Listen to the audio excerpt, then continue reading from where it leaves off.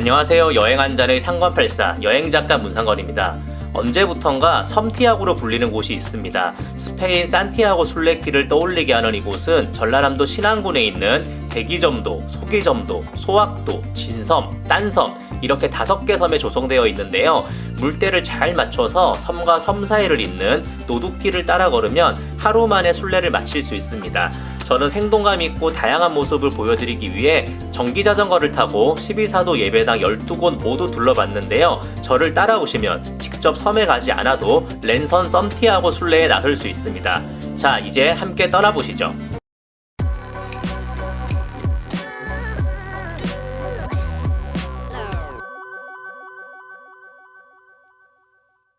대기점도 선착장에는 전기자전거를 빌려주는 곳이 있습니다. 가격은 하루에 12,000원이고요. 소악도 선착장에 반납할 수 있기 때문에 편도 이용도 가능한 곳입니다.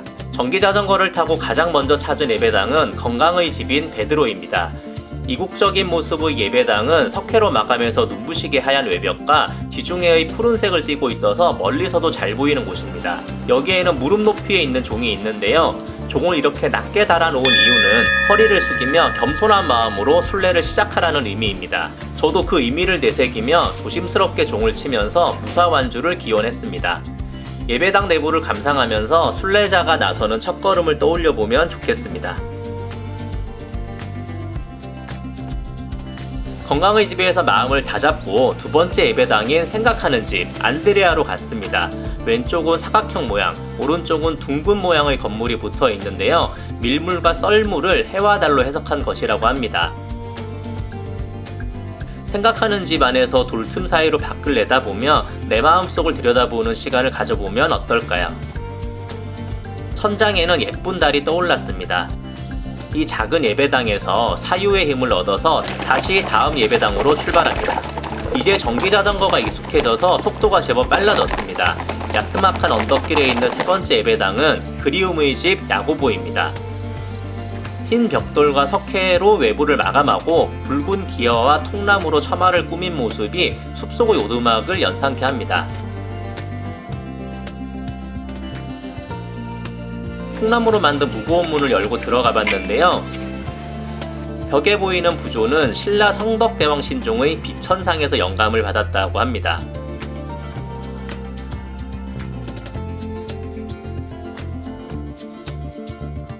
전기자전거의 페달을 다시 열심히 밟았습니다. 전기 동력이 도와줘서 힘들이지 않고 이동하기에 딱 좋았습니다.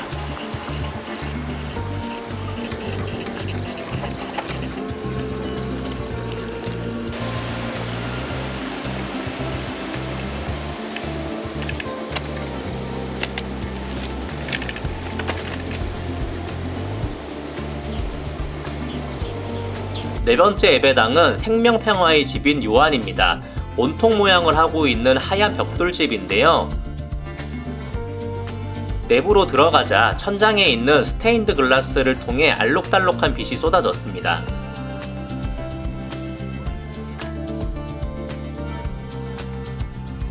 이곳은 생명과 평화 그리고 탄생을 상징하는 문양이 새겨져 있어서 인간의 삶을 돌아보기 좋은 곳입니다. 우리 모두 평화롭게 일생을 살 수 있기를 바라겠습니다.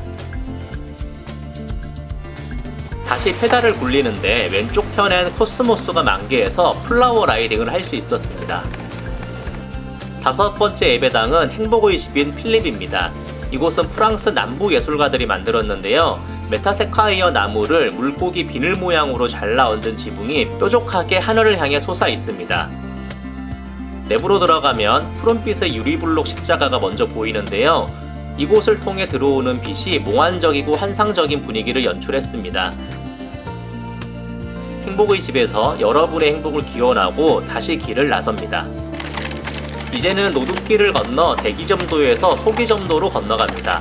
섬과 섬 사이를 이렇게 지날 수 있다니 특별한 기분이 들었습니다. 여섯 번째 예배당은 물 위에 떠있는 감사의 집 바르톨레메오입니다. 호수 위에 지어서 가까이 다가갈 수는 없었는데요. 건물 전체가 스테인드 글라스로 만들었기 때문에 멀리서도 잘 보였고 빛과 물의 반영에 따라 다양한 모습을 보여줄 것 같았습니다. 예배당에 있는 호수를 한 바퀴 돌며 여러 각도에서 감상했고요. 항상 감사하는 마음을 잊지 않기로 다짐했습니다. 다시 길을 나서는데 작은 도로를 사이에 두고 재미있는 광경이 보였습니다. 한쪽에는 황금빛 논이 출렁이고 있었고 반대편에는 새우 양식이 한창이었습니다. 서로 완전히 다른 곳에서 나는 음식이지만 불과 길 하나 차이라니 참 재미있었습니다. 새우 양식장을 잠깐 구경하고 7번째 예배당인 인연의 집 토마스로 향합니다. 가운데 있는 벽은 높지만 옆으로 갈수록 물결 모양을 그리면서 높이가 낮아지는 모습이 인상적이었고요. 내부로 들어가자 정면에 있는 십자가 창을 통해 빛이 들어와서 신비로운 분위기를 만들었습니다. 이날이 무척 더웠는데 파란 문과 의자를 보니 마음이 상쾌해져서 잠깐 쉬었다 가기로 했습니다. 카메라로 사진을 몇 번 찍고 물도 마시고 잠깐 눈을 감고 호흡을 가다듬었습니다.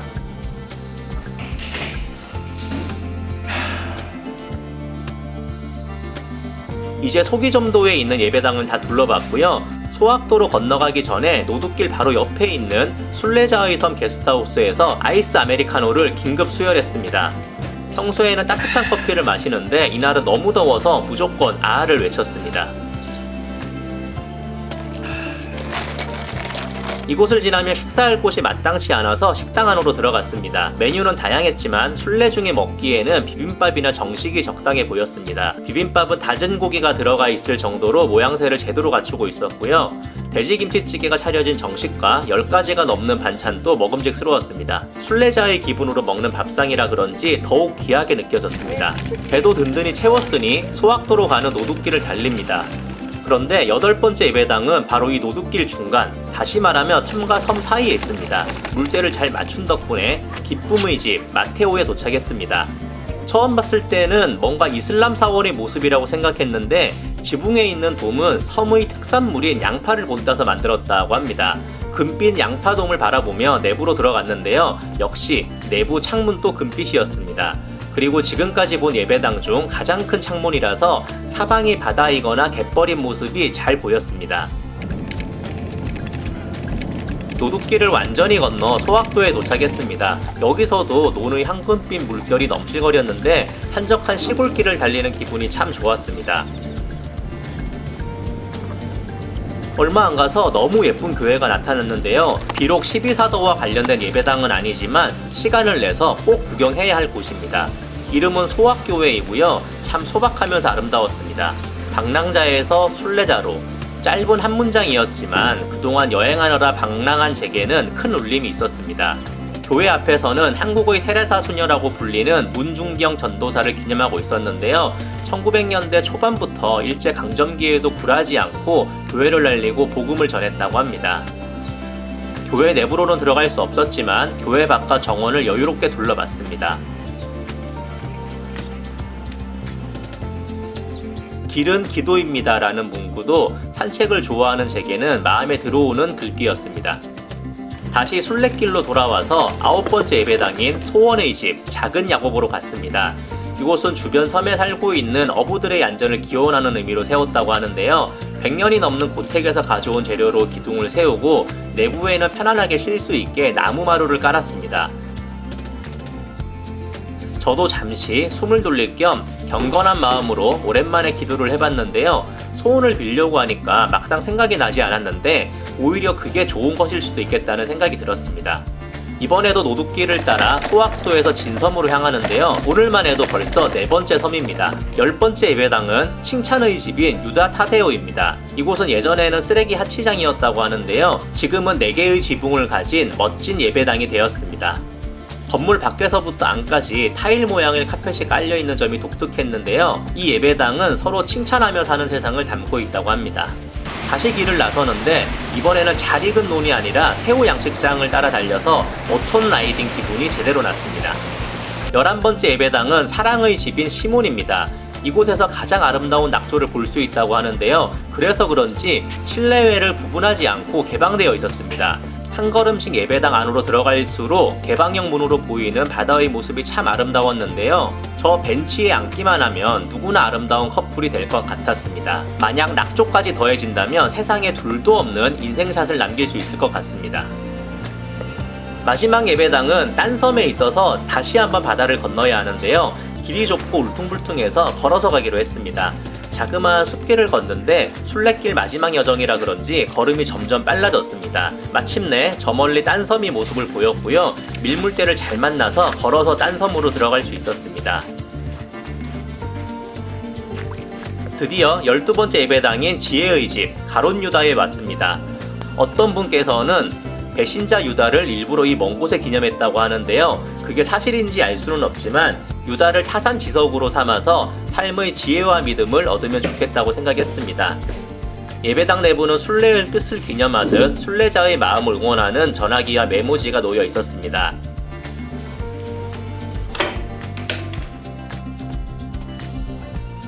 예배당 밖으로 나와서 이번에는 높이 달린 종을 치며 순례길의 끝을 알렸습니다.